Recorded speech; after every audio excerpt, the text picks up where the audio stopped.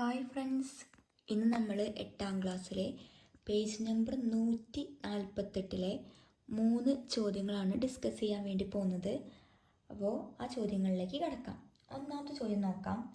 ചുവടെയുള്ള ഓരോ ചിത്രത്തിലും, അതായത് ഫസ്റ്റ് ചോദ്യത്തിൽ തന്നെ 2 ഫിഗർ ഉണ്ട്. ഒന്ന് ചെയ്തതിന് ശേഷം നമുക്ക് അടുത്ത ചെയ്ത് നോക്കാം. ചുവടെയുള്ള ഓരോ ചിത്രത്തിലും ഒരു ത്രികോണത്തിൻ്റെ ചെറിയ ത്രികോണങ്ങളായി ഒരു ത്രികോണത്തെ ചെറിയ 2 ത്രികോണങ്ങളായിട്ട് വായിച്ചിട്ടുണ്ട്. ഓരോ ചിത്രത്തിലും ചെറിയ ത്രികോണം, അതായത് നമുക്ക് തന്ന ഫിഗറിൽ ആദ്യത്തേൽ ചെറിയ ത്രികോണം യെല്ലോ പാർട്ടാണ്. ചെറിയ ത്രികോണങ്ങളുടെ പരപ്പളവ് മൊത്തം ത്രികോണത്തിൻ്റെ പരപ്പളവിൻ്റെ എത്ര ഭാഗമാണ് എന്ന് കണ്ടുപിടിക്കാൻ നമുക്ക് 2 ഫിഗറിൻ്റെയും അങ്ങനെ എന്ത് ചെയ്യണം, കണ്ടുപിടിക്കേണ്ടതുണ്ട്. അപ്പോൾ നമുക്ക് ഓരോന്നായിട്ട് ചെയ്ത് നോക്കാം. അപ്പോൾ ആദ്യത്തെ ഫിഗർ നോക്കുകയാണെങ്കിൽ ഇതാണ് ഫിഗർ. ഈ ഭാഗം യെല്ലോ, ഇത് ബ്ലൂ. ആദ്യത്തെ ത്രികോണത്തിൻ്റെ വിസ്തീർണം, അതായത് നമ്മൾ എന്ത് കണ്ടുപിടിക്കുക, പരപ്പളവ് കണ്ടുപിടിക്കണം. അത് കണ്ടുപിടിക്കാൻ വേണ്ടിയിട്ട് ഈ ഫസ്റ്റ് ത്രികോണത്തിൻ്റെ ബേസ് അഥവാ പാദം എത്രയാണ്, 2 + 6. അതായത് ഞാൻ B1 എന്ന് കൊടുത്ത് 2 + 6 = 8 സെൻറ്റിമീറ്റർ. ഇതിൻ്റെ ഹൈറ്റ് അഥവാ ഉയരം ഞാൻ H1 ആയിട്ട് എടുത്തു. ഉയരം H1 എന്ന് എടുത്തു. ഇനി പരപ്പളവ് അഥവാ ഏരിയ കണ്ടുപിടിക്കാനുള്ള ഇക്വേഷൻ നമുക്കറിയാം. 1/2 × B × H. അപ്പോൾ ആദ്യം നമ്മൾ ഈ മൊത്തം ത്രികോണത്തിൻ്റെ ആകെ പരപ്പളവ് കാണണം. ആകെ പരപ്പളവ് ത്രികോണം പേര് കൊടുക്കുകയാണെങ്കിൽ ABC, അതായത് മൊത്തം ത്രികോണം ABCയുടെ പരപ്പളവ് അഥവാ ഏരിയ. ത്രികോണം ABCയുടെ ഏരിയ കണ്ടുപിടിക്കാൻ പോവുകയാണ്. ഏരിയ കണ്ടുപിടിക്കുമ്പോൾ എങ്ങനെ എഴുതും നമ്മൾ? ഇക്വേഷൻ എന്ന് പറയുമ്പോൾ ½ BH. അപ്പോൾ ½ × B നമുക്കിപ്പോൾ എത്ര കിട്ടി? മൊത്തം എത്രയാണ് കിട്ടിയത്? 8 × H1. ഹൈറ്റ് H1 എന്നാണ് നമ്മൾ എടുത്തിരിക്കുന്നത്. 8ൻ്റെ പകുതി എത്രയാണ്? 4. അപ്പം 4 H1 ആണ് ഈ ABC എന്ന ത്രികോണത്തിൻ്റെ പരപ്പളവ് എന്ന് പറഞ്ഞാൽ. ഇനി നമ്മളെന്താ, ചെറിയ ഭാഗത്തിൻ്റെ പരപ്പളവുകളുടെ എത്ര ഭാഗമാണ് വലിയ ത്രികോണത്തിൻ്റെ എന്ന് ചോദിച്ചിട്ടുണ്ട്. അപ്പോൾ നമ്മൾ എന്ത് ചെയ്യുക, അതിന് ശേഷം മഞ്ഞ ത്രികോണത്തിൻ്റെയും കാണുക, നീല ത്രികോണത്തിൻ്റെയും പരപ്പളവ് എന്ത് ചെയ്യുക, കണ്ടുപിടിക്കുക. അപ്പോൾ ഞാൻ ഏരിയ ഏതിൻ്റെയാണ്? ബ്ലൂ. അതായത് ആദ്യം യെല്ലോ കാണാം. യെല്ലോ അഥവാ മഞ്ഞ ട്രയാങ്കിളിൻ്റെ ഏരിയ കാണാൻ ½ × B × H. മഞ്ഞതാണ്, അതിൻ്റെ ബേസ് എത്ര? 2. 1/2 × 2 × H1. ഈ രണ്ടും ക്യാൻസലാക്കി കഴിഞ്ഞാൽ ബാക്കി എത്രയാണ് വരിക? H1. അപ്പോൾ മഞ്ഞ ത്രികോണത്തിൻ്റെ H1 എന്ന് കിട്ടി. ഇതേപോലെ ഏരിയ ഏതിൻ്റെ കാണുക? ബ്ലൂ. നീലയുടെ കാണുമ്പോൾ 1/2 × B × H = 1/2 × B. എത്ര? രണ്ടാമത്തെ ത്രികോണത്തിൻ്റെ 6 × H1. ഹൈറ്റ് മാറ്റില്ല. 6/2 എത്രയാണ്? 6/2 3. അപ്പോൾ 3H1 എന്ന് കിട്ടി. ഇനി മഞ്ഞ ത്രികോണത്തിൻ്റെ വിസ്തീർണം മൊത്തം മഞ്ഞ ത്രികോണത്തിൻ്റെ പരപ്പളവ് എന്ന് പറഞ്ഞാൽ മൊത്തം ത്രികോണം എത്രയാണ്? 4H1. മഞ്ഞ ത്രികോണത്തിൻ്റെ പരപ്പളവ് എന്ന് പറഞ്ഞാൽ മൊത്തം ത്രികോണത്തിൻ്റെ എത്രയായിരിക്കും? H1/4H1. അതായത് മഞ്ഞയുടെയും മൊത്തം ത്രികോണത്തിൻ്റെയും കമ്പയർ ചെയ്യുക. അതുപോലെ തന്നെ നീലയുടെയും മൊത്തം ത്രികോണത്തിൻ്റെയും കമ്പയർ ചെയ്യുക. അപ്പോൾ മഞ്ഞയുടെയും ഈ യെല്ലോ H1 മൊത്തം എത്രയാണ്? 4H1. അപ്പോൾ നമുക്ക് സെൻറ്റൻസ് ആക്കിയിട്ട് എഴുതാം. മഞ്ഞ ത്രികോണത്തിൻ്റെ മഞ്ഞ ത്രികോണത്തിൻ്റെ പരപ്പളവ് മൊത്തം ത്രികോണത്തിൻ്റെ പരപ്പളവിൻ്റെ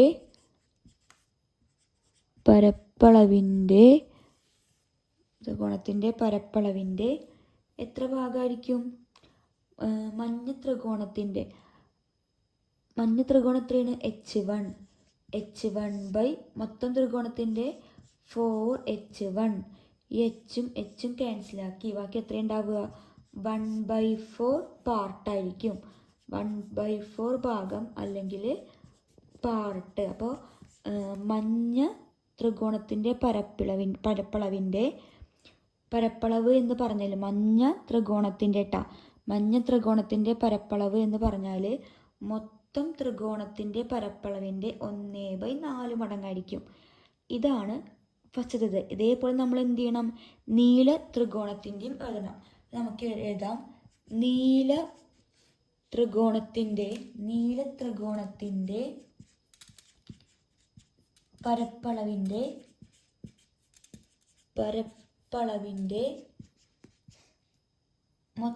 നീല ത്രികോണത്തിൻ്റെ പരപ്പളവ് മൊത്തം ത്രികോണത്തിൻ്റെ പരപ്പളവിൻ്റെ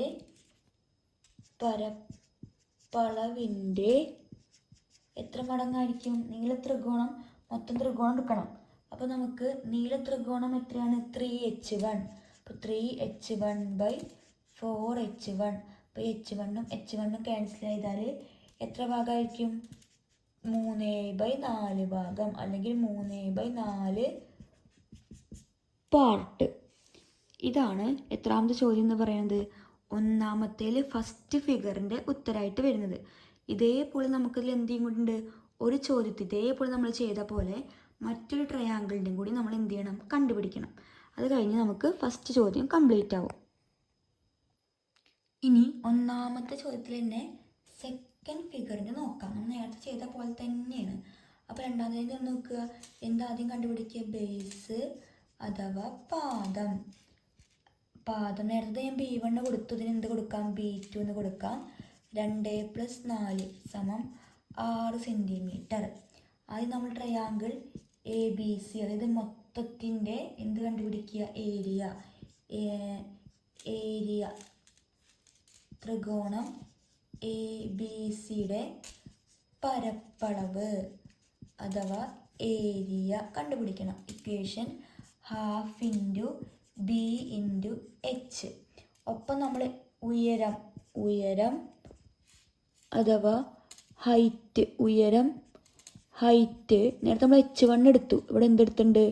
h2 എന്ന് എടുക്കുന്നുണ്ട്. h2 ത്രികോണം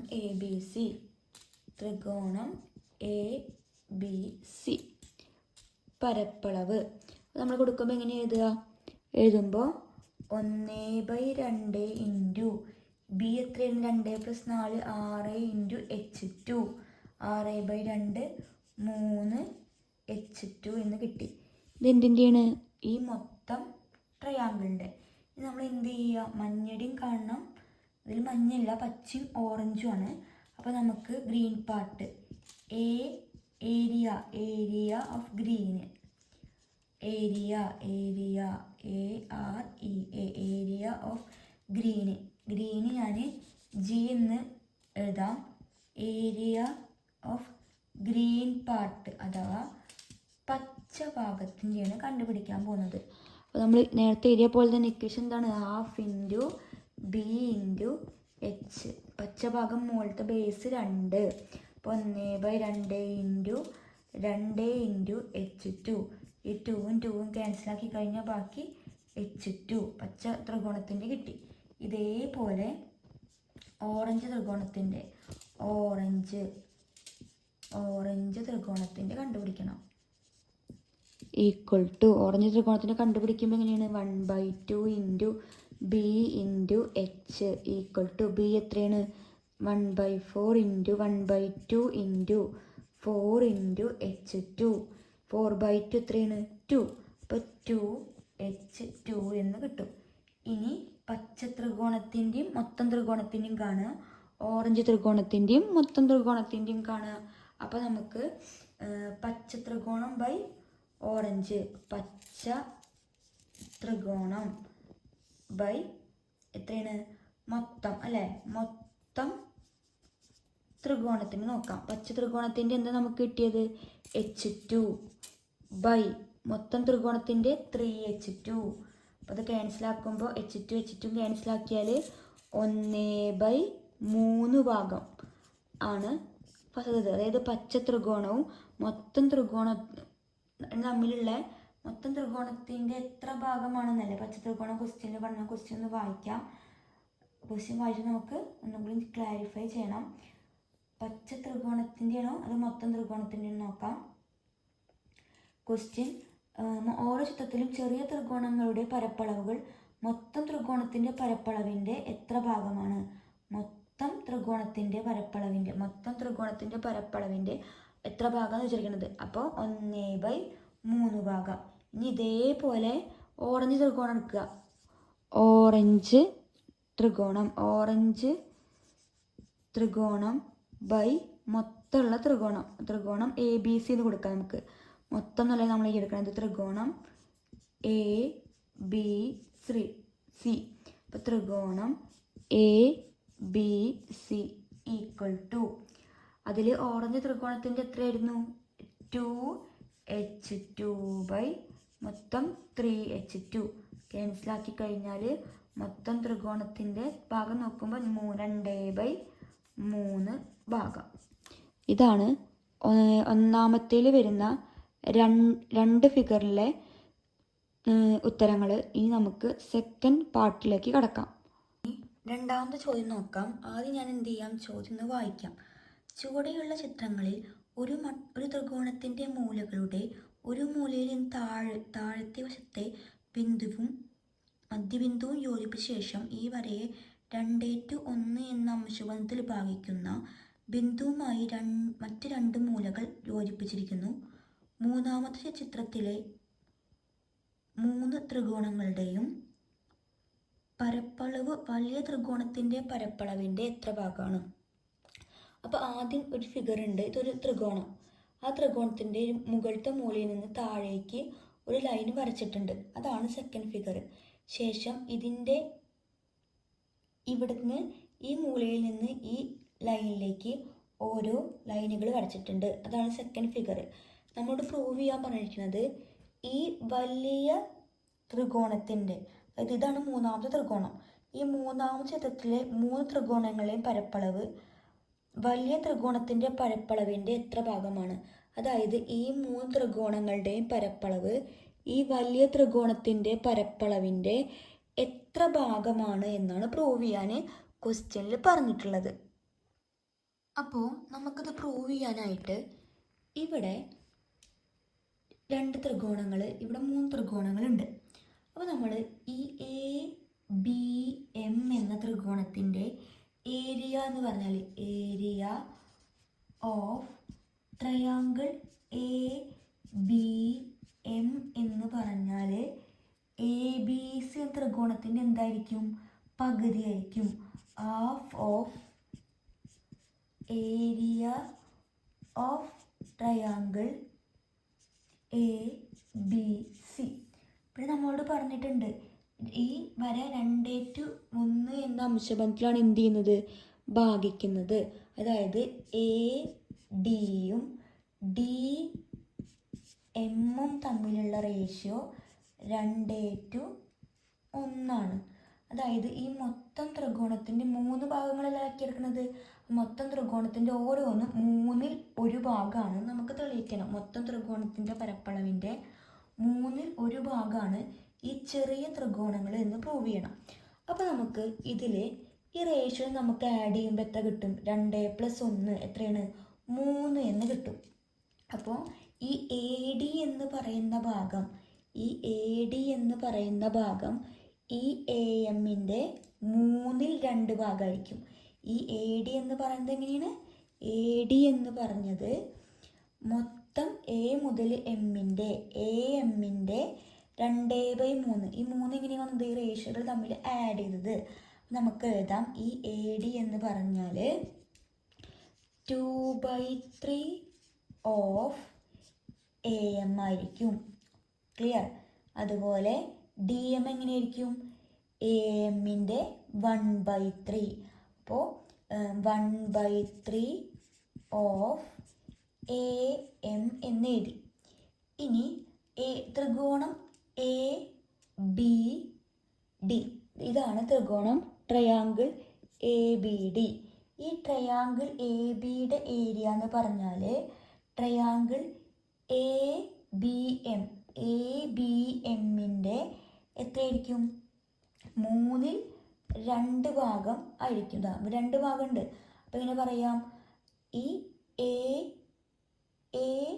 ബി ഡി എന്ന ട്രയാങ്കിളിൻ്റെ ഏരിയ എന്ന് പറഞ്ഞാൽ എ ബി എം എന്ന ട്രയാങ്കിളിൻ്റെ എത്രയായിരിക്കും? 2/3 ഭാഗം.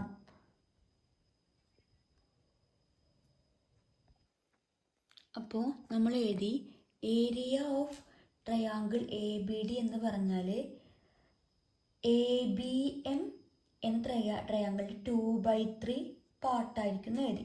ഈ 2/3 നമ്മൾ റേഷ്യോ എന്നാണ് കണ്ടെത്തിയത്. ഇനി അടുത്തതായിട്ട് area of triangle A B D എന്ന് പറഞ്ഞ എ ബി ഡി എന്ന ട്രയാങ്കിളിൻ്റെ ഏരിയ എന്ന് പറഞ്ഞാൽ എന്താണ്? 2/3 ഓഫ് എന്ന് ഉദ്ദേശിക്കുന്നത് ബ്രാക്കറ്റ് ഇട്ടാലും മതി, അതായത് ഇൻറ്റു എന്നാണ് ഉദ്ദേശിക്കുന്നത്. അല്ലെങ്കിൽ ബ്രാക്കറ്റ് ഇടുക, ഇതിൻ്റെ പകരം എന്ത് ചെയ്താൽ മതി? ബ്രാക്കറ്റ് ഇട്ടാലും മതി. ഇനി 2/3 of triangle area of triangle A B M എന്താണ്? Half of area of triangle A B C ആണ്. അപ്പോൾ നമുക്ക് എങ്ങനെ എഴുതാം? 2/3 ഓഫ് 2/3 ബ്രാക്കറ്റ് ഇട്ടിട്ട് 1/2, നേരത്തെ നമ്മൾ തുടക്കത്തിൽ എഴുതി വെച്ചിട്ടുണ്ട്, 1/2 of triangle area A B C. 1/2 into എഴുതിയാലും മതി. ഇൻറ്റു ഇവിടെ തുടക്കം നമ്മൾ ഓഫ് ഏരിയ കാരണമാണ് ഇവിടെ ഓഫ് പറയണത്. അതിന് പകരം എന്ത്? ഇൻറ്റു എഴുതുക. 1/2 of area of triangle A B C. നമ്മൾ already area of triangle A B M നമ്മൾ ഓൾറെഡി തുടക്കത്തിൽ കണ്ടെത്തിയിട്ടുണ്ട്. അപ്പോൾ ഇത് നമ്മൾ ഇവിടെ എന്ത് ചെയ്ത് മാറ്റിയെന്ന് മാത്രമേ ഉള്ളൂ. അപ്പോൾ ഇതുവരെ നമ്മൾ എഴുതി കഴിഞ്ഞ്. ഇനി ഈക്വൽ ടു നമുക്ക് എങ്ങനെ എഴുതാൻ വേണ്ടി പറ്റും? 2/3 ഇൻറ്റു 1/2. 2/3 ഇൻറ്റു 1/2 എന്ന് പറഞ്ഞിരിക്കും 1 ഇൻറ്റു 2/6. 2/6 എന്ന് പറഞ്ഞാൽ എത്രയാണ്? 1/3. വെട്ടി ചെറുതാക്കുമ്പോൾ 1/3 of triangle A B M.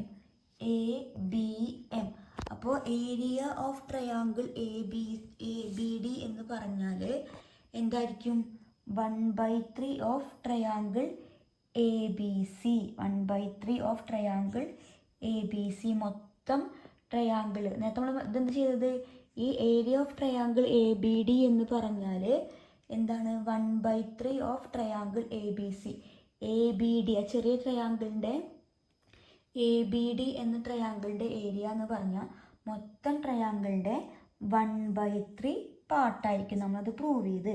ഇനി നമ്മൾ triangle A B M D area of triangle B M D, അതായത് ഇത് ചെറിയ ഭാഗം എടുത്ത്, അപ്പോൾ അതിന് നമുക്ക് എങ്ങനെ എഴുതാൻ പറ്റും? Area of triangle B M D എന്ന് പറഞ്ഞാലും എന്തുതന്നെയായിരിക്കും? 1/3 ഓഫ് എ ബി എം ആയിരിക്കും. അതായത് നമുക്കൊരെണ്ണം കിട്ടിയപ്പോൾ നമുക്ക് അതേപോലെ എല്ലാതും എഴുതാൻ പറ്റും. 1/3 ഇൻറ്റു 1/2 ഓഫ് എന്താണ്? 1/2 നമുക്ക് സ്റ്റെപ്പാക്കിയിട്ട് തന്നെ എഴുതാം. 1/3 ഓഫ് ABM എന്ന് പറഞ്ഞാലും എന്താണ് 1/3 ഓഫ് 1/2 ട്രയാങ്കിൾ ABC. നമുക്ക് നേരത്തെ നമ്മൾ റേഷ്യോ എടുത്തത് എന്താണ് 2/3. അപ്പോൾ അടുത്തെടുക്കുമ്പോൾ എത്ര എഴുതുക 1/3 എടുത്തിട്ട് ഒന്ന് മാറ്റി എഴുതാണ് ഇവിടെ കാണുന്നത്. ഏരിയ ഓഫ് ട്രയാങ്കിൾ BMD എന്ന് പറഞ്ഞാൽ എന്താണ് ABM, അതായത് ABM എന്ന ട്രയാങ്കിളിൻ്റെ 1/3 പാർട്ടായിരിക്കും. നമ്മൾ ഓൾറെഡി ഏരിയ ഓഫ് ട്രയാങ്കിൾ ABMനെ മാറ്റി എഴുതാൻ പഠിച്ചിട്ടുണ്ട്. 1/2 ഓഫ് ഏരിയ ഓഫ് ABC. അപ്പോൾ ഈ ABMൻ്റെ പകരം ഇത് എന്ത് ചെയ്ത് വീണ്ടും നമ്മൾ നേരത്തെ ചെയ്ത പോലെ എഴുതി 1/2 ABC. രണ്ടും തമ്മിൽ മൾട്ടിപ്ലൈ ചെയ്ത് അപ്പോൾ നമുക്ക് എത്ര കിട്ടും 1/3 × 1/2 ഈക്വൽ ടു 1/6 ഓഫ് ABC. നേരത്തെ കിട്ടിയ അതേ ഉത്തരം തന്നെ നമുക്ക് കിട്ടും. നേരത്തെ 2/3 ആയപ്പോൾ 1/3 പാർട്ടായിരിക്കും. 1/3 പാർട്ടിനും കൂടി എടുത്തപ്പോൾ നമുക്ക് എത്ര കിട്ടി 1/6 ഭാഗമായിരിക്കും. നമ്മൾ ഇതുവരെ ചെയ്താലും മതി. അപ്പോൾ നമുക്ക് ചോദ്യം അവസാനിപ്പിക്കാനായിട്ട് ഇങ്ങനെ എഴുതാം. ഏരിയയുടെ അവിടെ എന്താ എഴുതുക പരപ്പളവ്. ഏരിയ ഓഫ് DBC എന്ന് പറഞ്ഞാൽ 1/6 നമുക്ക് നേരത്തെ കിട്ടി. 1/6 + 1/6 ആയിരിക്കും. 1/6 2/6 എത്രയാണ് 1/3 ആയിരിക്കും. നമ്മൾ നേരത്തെ നമുക്ക് കിട്ടിയിട്ടുണ്ടായിരുന്നു 1/6 എന്ന്. അപ്പം അത് നമ്മൾ ആഡ് ചെയ്ത് എഴുതി. എന്നിട്ട് എങ്ങനെ എഴുതാം അപ്പോൾ നമുക്ക് എന്താണ് കിട്ടിയത് ഏരിയ ഓഫ് DBC കൂട്ടിയതാണ്. അപ്പോൾ നമുക്ക് പറയാം ഏരിയ ഓഫ് ട്രയാങ്കിൾ DBC എന്ന് പറഞ്ഞാൽ DBC എന്താണ് DBMഉം DCMഉം തമ്മിൽ കൂട്ടിയതാണ്. അത് ഓരോന്നും എത്ര ഭാഗമാണ് 1/6 പാർട്ടായിരിക്കും. നമുക്ക് നേരത്തെ കിട്ടി. അപ്പോൾ നമുക്ക് എഴുതാം 1/6 + 1/6 ഈക്വൽ ടു 2/6 ഈക്വൽ ടു 1/3. അപ്പോൾ നമുക്ക് എഴുതാം ട്രയാങ്കിൾ ABDയും ADC, BCD എന്ന് പറഞ്ഞാൽ 1/3 ഓഫ് ABC ആയിരിക്കും. ഈ ഓഫിൻ്റെ പകരം എന്ത് ചെയ്താൽ മതി ബ്രാക്കറ്റ് ഇട്ടാലും മതി, ഒരു ഇൻറ്റു ചിഹ്നം ഇട്ടാലും മതി മലയാളം മീഡിയംകാർ. ഇതാണ് സെക്കൻഡ് ചോദ്യം. ഇനി തേർഡ് ക്വസ്റ്റ്യനിലേക്ക് കടക്കാം. ആദ്യം ഞാൻ എന്ത് ചെയ്യാം ക്വസ്റ്റ്യൻ ഒന്ന് വായിക്കാം. വായിച്ചതിന് ശേഷം ഫിഗർ വരച്ചിട്ട് നമുക്ക് ചോദ്യങ്ങളിലേക്ക് കടക്കാം. ചോദ്യം ഒന്ന് വായിക്കാം. ചിത്രത്തിൽ ചതുർഭുജത്തിൻ്റെ വികർണങ്ങൾ അതിനെ 4 ത്രികോണങ്ങളായി ഭാഗിക്കുന്നു. 3 ഭാഗങ്ങളുടെ പരപ്പളവുകൾ ചിത്രത്തിൽ അടയാളപ്പെടുത്തിയിട്ടുണ്ട്. ചതുർഭുജത്തിൻ്റെ മൊത്തം പരപ്പളവ് കണക്കാക്കുക. ഇതാണ് തേർഡ് ചോദ്യമായിട്ട് വരുന്നത്. ഇതാണ് മൂന്നാമത്തെ ഫിഗർ. ഇതിൽ ഒരു ചതുർഭുജം തന്നിട്ടുണ്ട്.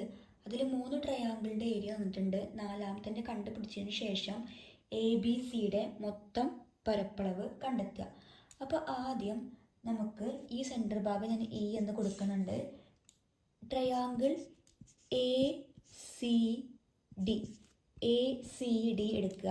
ACD എടുത്തു കഴിഞ്ഞാൽ അതിൽ DE എന്ന ലൈനുണ്ട്. അതുപോലെ തന്നെ AC എന്ന ലൈനുണ്ട്. DEയും അതുപോലെ തന്നെ EBയും AEയും ECയും. അപ്പോൾ നമുക്കിതൊന്ന് പറയാൻ പറ്റും AEയും ECയും എന്താണ് AE to EC. AEEC ഈ ട്രയാങ്കിൾ എടുത്തു കഴിഞ്ഞാൽ ഈ ഇത്രയും ഭാഗങ്ങൾ ഇതിന് എന്ത് ഉണ്ടാവും ഈക്വലായിട്ട് ഡിവൈഡ് ചെയ്യുന്നുണ്ടാവും. അപ്പോൾ ഇതിൻ്റെ ഏരിയകൾ എന്താവണം ഈക്വൽ ആവണം. അപ്പോൾ AE to EC എന്ന് പറഞ്ഞാൽ ഏരിയ ഓഫ് ട്രയാങ്കിൾ AEDയുടെയും അതുപോലെ തന്നെ ഏരിയ ഓഫ് ട്രയാങ്കിൾ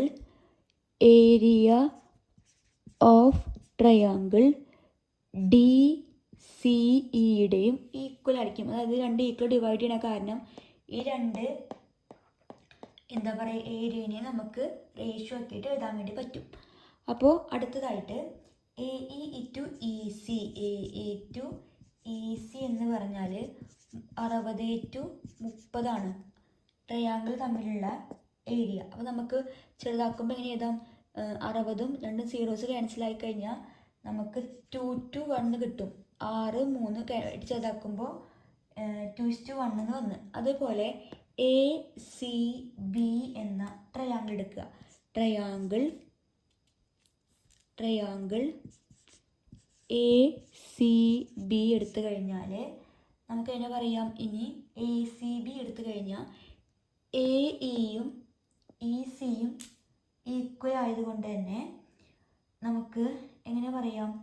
ഈ രണ്ട് ട്രയാങ്കിളിന് റേഷ്യോനെ അങ്ങനെ എഴുതാൻ വേണ്ടി പറ്റും. എങ്ങനെയാണ്?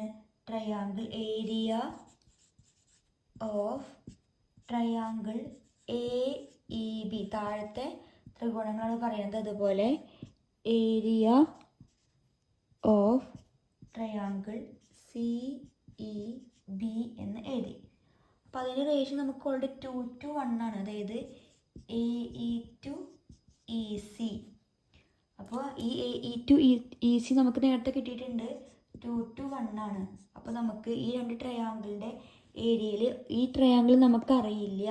അപ്പോൾ നമ്മളിങ്ങനെ എഴുതി area of triangle A E B two മുകളിലത്തെ നമുക്കറിയാം ഇ സി ബിയുടെ അറിയാം 40. അപ്പോൾ റേഷ്യോ തന്നെ വരണം 2:1 എന്ന് എഴുതി. അപ്പോൾ നമുക്ക് ഇത് കണ്ടുപിടിക്കാൻ വേണ്ടിയിട്ട് area of triangle A E B എന്ന് പറഞ്ഞാൽ 40 × 2, ഈ രണ്ട് സംഖ്യ തമ്മിൽ ഗുണിക്കുക. 40 × 2, 40 × 2 80 സെൻറ്റിമീറ്റർ സ്ക്വയർ. അപ്പോൾ നമുക്ക് കിട്ടി ഈ എ ഇ ബി എന്ന ട്രയാങ്കിളിൻ്റെ ഏരിയ എന്ന് പറഞ്ഞാൽ എത്രയായിരിക്കും? 80 ആയിരിക്കും. ഈ ടോട്ടൽ ആകെ കണ്ടുപിടിക്കാൻ എല്ലാവരും തമ്മിൽ എന്ത് ചെയ്താൽ മതി? ആഡ് ചെയ്യുക. 60 30 40 ഇപ്പോൾ കിട്ടി 80 തമ്മിൽ ആഡ് ചെയ്ത് കഴിഞ്ഞാൽ 210 സെൻറ്റിമീറ്റർ സ്ക്വയർ എന്ന് കിട്ടും. അപ്പോൾ നമ്മളിത് പ്രൂവ് ചെയ്തത് എങ്ങനെയാണ്? നമ്മൾ ട്രയാങ്കിൾ ഡിവിഷൻ എന്ന ഭാഗത്തിലൊക്കെ പഠിച്ചിട്ടുണ്ട്. ഒരു മൂലയിൽ നിന്നൊരു വെർട്ടെക്സിലേക്ക് ഒരു ലൈൻ വരച്ച് കഴിഞ്ഞാൽ അവ ഏത് റേഷ്യോയിലാണോ ഡിവൈഡ് ചെയ്യുക, അപ്പോൾ അതിൻ്റെ ആ ട്രയാങ്കിളിൻ്റെ ഏരിയകളും എന്തായിരിക്കും? അതേ റേഷ്യോയിലായിട്ട് ഡിവൈഡ് ചെയ്യുക. അങ്ങനെയാണെങ്കിൽ ഈക്വലായ റേഷ്യോയിൽ ഡിവൈഡ് ചെയ്യുന്നത് ഈ രണ്ട് റേഷ്യോകളുടെ റേഷ്യോ നോക്കുമ്പോൾ നമുക്ക് എത്ര കിട്ടി? 2:1 റേഷ്യോ കിട്ടി. ഇതും എന്തായിരിക്കും? 2:1 എന്ന റേഷ്യോയിൽ തന്നെ ആയിരിക്കും. അപ്പോൾ ഈ ട്രയാങ്കിളിൻ്റെ ഏരിയ എന്താണോ അതേ റേഷ്യോയിൽ തന്നെ ആയിരിക്കും ഇതിലും എന്ത് ചെയ്യുക? ഡിവൈഡ് ചെയ്യുക. പഠിച്ചിട്ടുണ്ട് ട്രയാങ്കിൾ ഡിവിഷനിൽ ഇവിടെ നിന്ന് അതിൻ്റെ ഓപ്പോസിറ്റ് വെർട്ടെക്സിലേക്ക് ലൈൻ വരച്ച് കഴിഞ്ഞാൽ അവ ഏത് റേഷ്യോയിലാണോ ഡിവൈഡ് ചെയ്യുന്നത് അതേ റേഷ്യോയിൽ തന്നെയായിരിക്കും ആ ട്രയാങ്കിളുകളും തമ്മിൽ എന്ത് ഉണ്ടാവുക? ഡിവൈഡ് ചെയ്യുന്നുണ്ടാവുക.